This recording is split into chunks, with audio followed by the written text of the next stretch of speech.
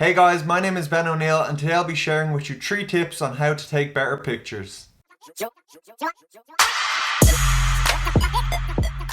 Tip number 1 is to shoot in a RAW format.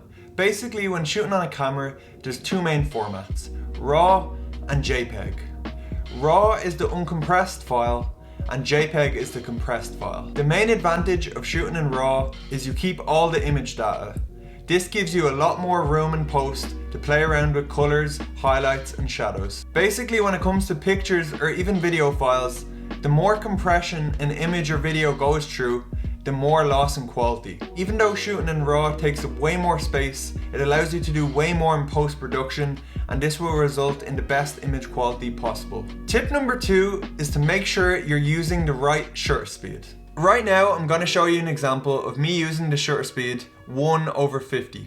As you can see, when my brother runs and I take a picture, you can see the motion blur. If you want to get a picture of my brother running with no motion blur, you're going to need to raise the shutter speed. Here's an example of the same picture with shutter speed 1/250. Here's another example of the same picture of my brother running except with the shutter speed 1/500.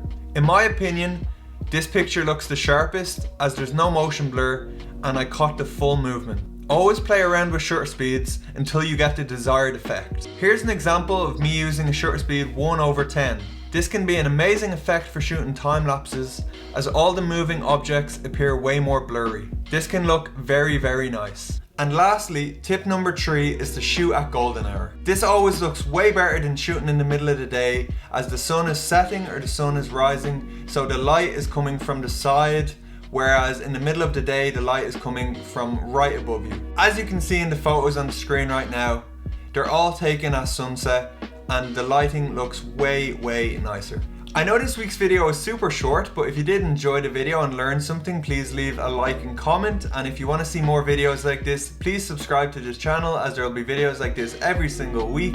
See you next week.